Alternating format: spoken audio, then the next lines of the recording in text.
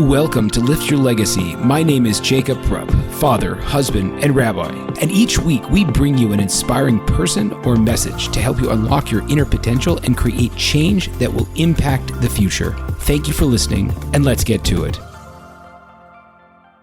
This is Lift Your Legacy, episode number 4 with Rabbi Mordechai Teller. I like to call this the student becomes the master, because Rabbi Teller did not start Rabbi Teller. He actually started Gavin Teller, and he started going to certain Jewish organizations, checking it out as a college student and as a young professional, and ended up going to so many and being so inspired that he spent 6.5 years in yeshiva and became a rabbi. And now he runs the young professionals division for Aish Torah in Los Angeles. So it's a very high profile job. And he's working with a very coveted demographic of people that are influencers and making changes and going through these stages of their lives where they're going to really be building the building blocks for what's coming in the future. So we have a tremendous opportunity to talk to Rabbi Teller, to hear his insights into the work that he does, and a lot of personal stuff also about how he deals with change and with balance and all of the things that go into the life of a busy professional that's pursuing a life of passion and impact.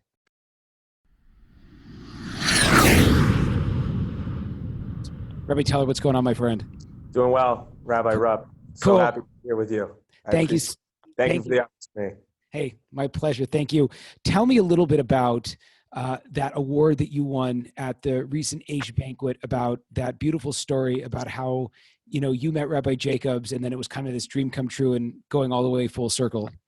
Well, I not to stand corrected, I didn't win the award. Rabbi Jacobs actually won the award of 14 years of incredible service here in the Aish Los Angeles community. I happened to have the opportunity to present the award to him. So I was asked to get up on stage and basically give my story and how I got involved. And just a quick version of that is that I was a kid who was at Cal State Northridge, psychology major, was in a fraternity, was in a softball league.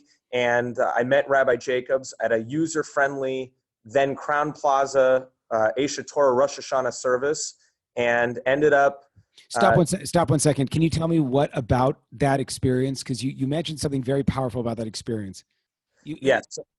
So the powerful thing about that experience is that there was this young, hip, cool, very relevant individual speaking about how to connect to life and how to get the most out of life and how to look at yourself. And I was like, wow, is this Judaism? This is extremely relevant. He's not boring me, and he's using pop culture references all at the same time. And I said, this is intriguing, and I want to come back again for a second day. So I ended up coming back a second day, and in typical rabbi fashion, rabbis are very good at inviting you to come to their house for a nice Shabbat meal. And that's what he did. And it turned out, he said, we're taking a trip to Israel. At the time, I was 24 years old. And I didn't really think that I was, searching for meaning. But it turned out that I ended up having a very meaningful and spiritual experience in Israel when I least expected it.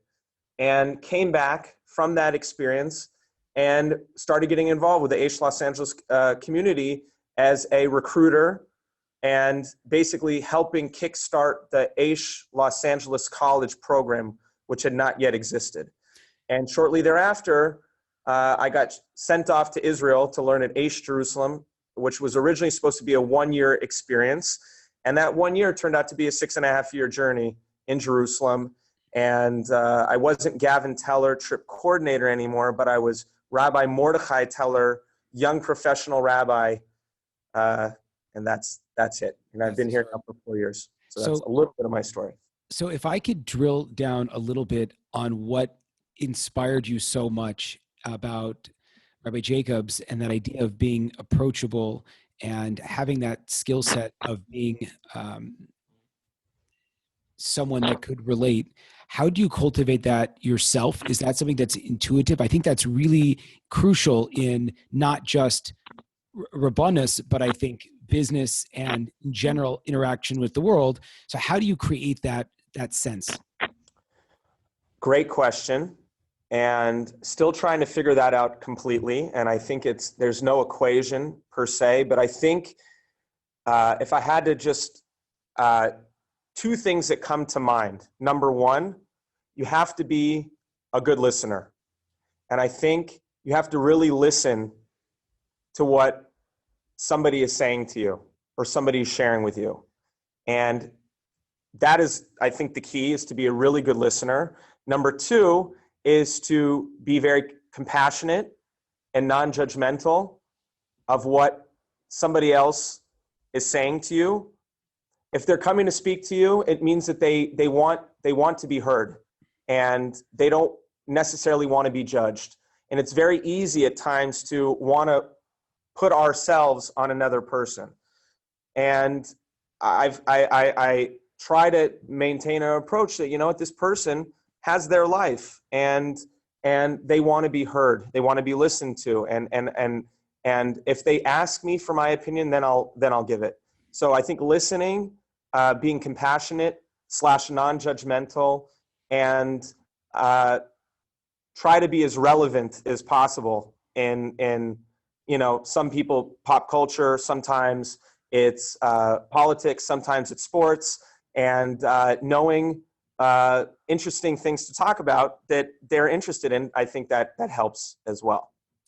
How do you cultivate the skill set of swallowing your need to put yourself on another person, or not even put yourself per se, but one of the things that we're doing in every area of life when we're in the process of influencing others is we are trying to expand their perspective, and it becomes very challenging, especially if they're saying things that are very contrary to what you believe is necessarily in their best interest or with your own self. So how do you cultivate that ability to truly listen and to not project or be judgmental? I sorry to get religious right now, Rabbi, but I'm going to give a rabbinic answer right now, and it's come with and I'm still working on it, but it's come with 4 years of experience, because I'll give you a personal story. When I first started in year one of being here, I put so much of myself into the people that I was working with. And I started to realize that, sometimes people are not always going to listen to your advice and are not always going to follow your way. And they might just drop off the face of the planet. And you've put so much time and effort and sweat and tears into cultivating that person that my feelings got hurt. And I was like, wait a minute, how can you just do that? How can you just leave all of a sudden? And I learned, through hard knocks that, keep expectations low, try to keep my expectations low. And to give the rabbinic answer is that I really have tried to realize that, I am a messenger put here at this moment, here at this time, right here, right now. And this is my job, to be with you right here, right now. Whatever's going to happen 5 months down the line, a year down the line, that's not my problem. My problem is you right here, right now, as the messenger, to deal with you right here, right now. And you know what? I've also come to realize that there are people that do jobs better than I do. There are people that are more equipped, and I have no problem referring a person that I'm working with to somebody else, just as long as I can be helpful right here, right now, and offer some assistance. Because I realize that if this person is talking to me right here, right now, it must mean it's for a reason. And I can do the best I can, but the rest is kind of out of my hands. So getting rid of just to restate what I think I hear you saying, is you get rid of the long-term expectation or the long-term needs and try to only offer value in the moment. Correct. I mean, that is a, it's a challenge, because obviously you could be with somebody for a year and you could become their rabbi and they can become your student. But I realized that, in order to be healthy, to be balanced, and to maintain sanity in this business where we come into contact with at times 500,000 people, I have to be in the moment as much as possible. But also it's a fine balance to let people know that, even though I'm in the moment right now, I'm still listening to you and I still know what's going on in 2 weeks from now in your life. And I know that you have a big job interview, or I know that you just went out on a date with somebody, or I know that you're struggling in this area, but you know what? No hard feelings. I'm here, right now in the present with you, and things can change any moment. And it's to use a Jewish saying, it's Gamzu Latova. This is also for the good. Everything is just present. God made it that I'm supposed to be here with you right now. One of the things that I sort of came up with in my rabbinic career, if you would call it that, is that ultimately everything that I ended up doing was primarily for my benefit, which is interesting. That meaning that I benefited, I think, and I didn't pick that up in the process of actually doing it, but seeing how you develop personally in the process is something that's very profound. So I wonder, are there areas in your own life where you've learned how to manage those kind of expectations you have for yourself? Repeat the question one more time, just so I can understand it one more time. Meaning, if the idea is ultimately developing a mindset of the present and focusing on what's going on right now, and that's what you identified as the key success point in your professional relationships and your ability to be effective as a rabbi. Have you been able to approach, and do you have tools and strategies to bring that mindfulness and that focusing on the present as opposed to dealing with expectations in your own life? For sure. And it comes up all the time where in my personal life, and it's a reminder, it's definitely a humbling reminder that, in my marriage, it's very easy, to think about, our Big Bear Shabbaton that's happening in 3 weeks from now, or, our user-friendly service that's happening in 2 weeks from now, or our gala that's happening, whenever. The thing is that, and this is where it helps having a wife who is good at grounding us men very well, is that, she says, I really, I'm very proud of you and all the things that you're doing, but you see that you have a 6-year-old over there, a 4-year-old over there, and a 2.5-year-old over there that are calling your name, that need your help, that demand your attention right here, right now. So I think what you're saying is, again, is that, am I taking this idea of being present in the moment and am I applying it to other areas of my life? Am I correct on that? Yeah. And that's really what's, I'm taking that philosophy and trying to just be as balanced as possible, is that right now, I have my day planned out from 8:30 in the morning, when I start seeing people, till 5 o'clock in the afternoon. But I take time. Time is very valuable to me now, is that, I go to the gym, that 25 minutes at the gym where I'm swimming in the pool, I really work it in that 25 minutes. And you know what? When I have a chavrusa or a learning session with somebody, for my own learning, half an hour, it's perfect. I get what I need to get. And just all areas of life, is that being present, taking accountability of my time, and realizing because of that, now I'm actually finding that I'm way more fulfilled and way more enriched, and the success, I'm not wasting time, and it's perfect. It's working out incredibly. You're finding that there's more passion in what you're doing because you're able to really live in that and not kind of deal with these esoteric pressures of being the world's greatest rabbi, or, influencing other people. Is that what you're saying? That's what I'm trying to say. And I think, I don't know who's watching this. Could be you and me for all I know. And thousands and thousands of people.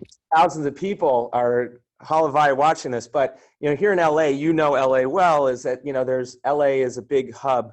There's a lot of Jews here, and there's a lot of different professionals who do what I do or what you did here in LA, is that I've come to the conclusion that, to do our job effectively, you kind of have to know what your skill set is, and you have to know, what you're good at, and you also have to know what do you do well with your time. And I've realized, that I don't need to be, Superman and save every single Jew and take them from point A to point Z, or Aleph through Taf, all by myself. Because if I need to run an effective business and reach, or meet a lot of people, I realize that, first of all, with my time, that's not going to be good if I'm, taking a guy from A to Z. There are plenty of people that work better and are also have the time to really get to work with somebody who's at that next phase of their growth and their maturation. And I'm more than content, really. I'm looking at the camera right now. I'm more than content to pass off a person I'm working with. Obviously, I still have a relationship with them, to somebody else and say, I think you can learn really well from a Rabbi Jacob Rupp, or, somebody else in our community. And I'm finding that that's also like, it makes me realize, we're all in this together. We're all creatures of God. We all have our talents. We all have our time. And to work effectively as a well-oiled machine, we need to use our resources and leverage much better. So I'm trying to learn that as well. Rabbi Beryl Wine said that, I remember just kind of a throwaway comment of his that stuck with me for to this day, and it's been probably like 15 years. He said that no one goes into being a rabbi that doesn't have a messianic complex, and that humility that accompanies that. I don't say lack of humility, that drive, that passion, that insanity that drives so many high performers is directly the opposite of humility. And developing that skill set of being able to say, look, I can't run everything. I have to outsource it. And that's actually going to make me incredibly more effective at doing my job is something that's very, very important. And I'm still working on it. And I've been in the game a little bit longer than you have. So that's awesome. I really like that. Don't get me wrong. It's difficult, but it's, that's what I'm starting to realize and starting to learn. So how do you figure out, when speaking to someone, there are so many issues that a person has to work on, and so many very large issues that are facing society, and I would say the Jewish people. How do you drill down? Do you have like one theme that you're always trying to push, or do you try to figure it out based on the individual, or what? I think it's on an individual basis for sure, but I think it kind of deals with the theme that we've been talking about for the last 15 minutes, is that Pirkei Avos, Ethics of the Fathers, I believe it's chapter 1, Mishnah 14, Vim lo akshav emasai, if not now, when. I'm a true proponent of, that in life, God forbid we get to, 120 and we watched our lives just disappear, and you become a 65-year-old individual and you say, oh my gosh, what did I do to contribute to this world? And where I'm finding that in my own personal life, that it's like, wow, I don't know if I should disclose my age, but I'm in my mid-30s, and I look at my life and I say, wow, I have some things, some accomplishments, and I'm very proud of them. But there's also some things that I would like to do. And what's holding me back? Fear. It's not going to be perfect. Numerous things. And I say, what's the worst that can happen? Just get down, get dirty, and do it now. So that is something that I say, to most of my students, Vim lo akshav emasai, this is now your time, and you're going to regret it later on. Do it. And you failed. Get up and you'll try something else. Be deliberate in judgment. Pirkei Avos also says that. Be deliberate in judgment. Find, the biggest flaw is that, we stand in a standstill for many years, and, God forbid we're the same person that we are at 35 that we were at 25 years old. And we didn't take that risk to move, to do something, to reach your potential, to reach, to get that ultimate pleasure. So that's something that I ultimately try to, convey to students that I work with, that, this is your time, man. Just go. What do you think is that thing that holds us back? And you mentioned it, and I've suffered from it for a very long time, that fear and that lack of taking action. What do you think is the biggest thing for a person to overcome in the process of actually achieving the life that they want, and not sort of living a life they're not happy with, kind of accepting it, or living according to someone else's definition of success? I think we are products of our society. And I think society, through paradigms and through axioms, have told us how we should be and how we should think, and what type of job I should have, and how much money I should have in my bank account, and what type of woman or man I should marry. And it all has to be done before a certain age. And it all has, and our parents, God bless them, predicate what is success, and they've done the best that they could. And you have to have this GPA, or you have to have this IQ, and you have to read, listen to Gary Vee, and you have to have, Tony Robbins and, Ferris, and all these guys are telling you, this is how you make money. This is how you do it. Jacob Rupp, and we're society. No, you're doing it the right way, my friend. It's good. Yeah. Sorry, we can cut this out. I'm so humbled to be in that list of people. That's fantastic. Yeah. And you're doing it. And I'm saying is that ultimately is that I don't think people have stopped and really defined for themselves who is Mordechai Teller, who is Jacob Rupp, who is Joe Smith, because society has told me that this is the phone I'm supposed to have. This is, the clothes that I'm supposed to own. And I just think that we're just following the Joneses, and we have an expectation that it should be done akshav, now, with minimal work. And I'm going to become Mark Zuckerberg overnight, and I'm going to be a billionaire. And you know what? I don't have anything wrong with the society. This is the society we live in. But I also feel that I read something on TEDx, and it was too many choices is, you might think that too many choices is actually a good thing, but too many choices leads to paralysis, leads to, not am I choosing for Mr. Right or Miss Right. I'm ultimately have to choose Miss Perfect or Mr. Right. So we have all the choices in the world to go on these dating sites, JSwipe, for instance, and you can swipe right. And that you can have 516 choices of women, who are 5'8", within the 90212 area code. And you know what?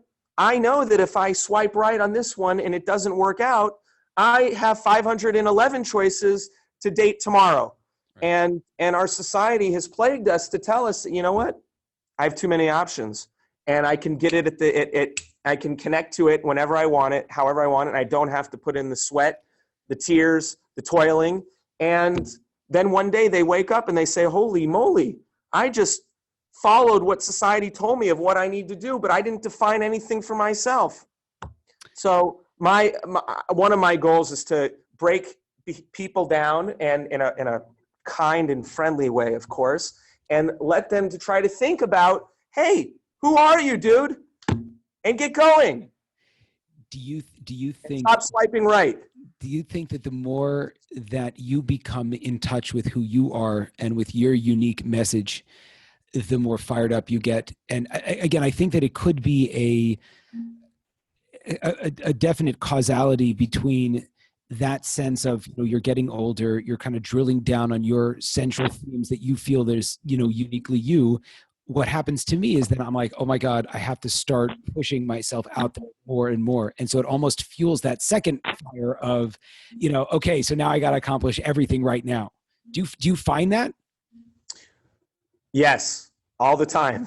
I find that all the time. And then it takes the other counterbalance of saying, wait a minute, stop being impetuous, stop being, impulsive, stop having the Yetzer Hara tell you that you need to solve life by tomorrow, and that you need to mature, and that, it's meant to be that you have to be patient and wait another week until you get the answer that you really are looking for. And that comes with, some white hairs occasionally, and know, I'll have to be at this business a little bit longer to be, a wise rabbi to figure that one out. But I'm still figuring that out on the job. It's so funny. A mentor of mine, Chaim Eisenberg, who lives in LA, who I'm sure you know, he actually lives right next to Michael Eisenberg. Yeah. It talked about the idea that that's one of the ways of understanding Jacob's vision, which was that he was, with the ladder is you have this, massive view of what you want to accomplish, but literally you're still on the ground, and that's where you're supposed to be. You have to go one rung at a time. You Right. can't go to the top of the ladder, unless you have some kind of cheetah ability where you can leap, whatever to the top of the ladder, Got to do box jumps. Yeah, exactly. But for now, I have to take one rung at a time, and that's the patient part. And I think that also goes with our society. And it hasn't become quite a PC word, but you and I, we might be on the cusp of it. But this millennial generation that we're part of, that's what I was saying is that Mark Zuckerberg has taught us that you can get things very quickly. Anything which, our computer, if we have bad reception or bad connection and it doesn't go fast enough, we're like, well, what's going on here?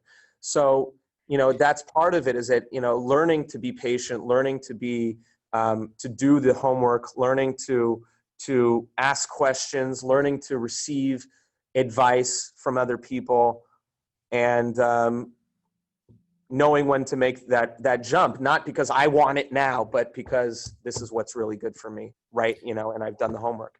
There's so much valuable content that I think we're actually gonna have to do another follow-up session soon.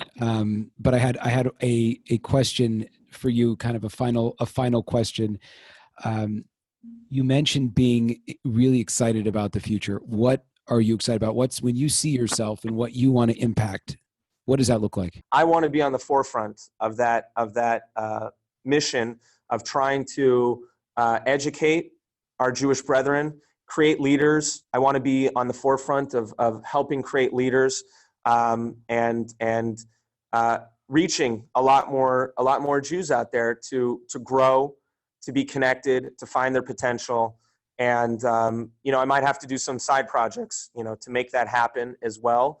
And figure out ways that I can help leverage that, to find the right partners and be a part of that big time mission. That was a covert answer, Rabbi, and you probably didn't get exactly what you wanted, but I was a little bit covert in that. But it was a general answer. It was a political answer that I just gave. So two things. First of all, we have to talk about this, not on the actual podcast, because I have some great ideas and I think you'd be fantastic for them. The second thing is that finding that voice to articulate clearly what you want, that you could do it on a dime, for me took such a long time. But what was amazing was how many barriers got out of my way as soon as I was able to say, this is exactly what I want to do. Like literally, because to a certain extent, it's hard, because when you really put yourself out there and you're like, this is what I really want to do, because so much of it, like, well, based on this, I mean, this is your show, not mine, but I heard an amazing, there's an unbelievable podcast. Joe Polish does it with, I feel bad, I listen to it all the time, but I forgot. The other guy said that he asked people how to 10x their business, because he said that most of us are trying to look at our existing models and what we're doing right now and figure out how we can get that a little bit bigger. But if you ask someone how to 10x it, you realize like there's no way to get there doing what you're doing now. So that, I don't know, that was probably no relevance at all to what we were just talking about, but I thought it was important. But I got again what you're saying, and again, there's certain, you said you have, certain role models that you have, and I have certain role models that I have, and a lot of them are in our community, and we can speak about them off this podcast, but, as I said, I'm here right now. I happen to be a rabbi working for Aish Los Angeles, and that's the role that I fill right now. If I'm going to be, Rabbi Teller, I'll be Rabbi Teller, but you know what? I see that, my job is bigger than Rabbi Teller, and I think that's something that I see for the future, but right now I learn to be in the time right here, right now. I meet with a lot of students and I meet with a lot of participants, And my job is to address them and be there as a role model, as a mentor, as a friend, as their dentist, as their zoologist, whatever they want me to be. I'm kidding. No. Stay away from their mouths. Yes. But as a rabbi, And and give them values and wisdom, and that's what I do. And you know what? I'm happy that I have that role, and we'll see what happens, for the future. Beautiful. Okay, so this definitely has to be we'll have to do a second podcast, and we'll also have to have a follow-up conversation, which is not of yet public material. Yes. Where can people find you if they want to, connect with you? They were deeply touched by this I think this is a phenomenal podcast, actually. Thank you very much. I appreciate it. You can find me on Facebook at Gavin Mordechai Teller. Gavin is my first name. Mordechai is Mordechai. Teller, Teller. Or you can email me at mteller@aishla.com, aishla.com. Beautiful. Okay, Rabbi Teller, thank you so much. Opportunity. And thank you. There you have it, folks, another inspiring episode. If you enjoyed this, I ask you to please share this with your friends and to like us over on Rabbi Rupp through Facebook or on YouTube. And the more that we're able to get these important messages out, the more that we can really make an impact in the world. So I encourage you, please, to stay tuned. We have a ton of amazing speakers coming up, and also to tell your friends about it. Thank you very much.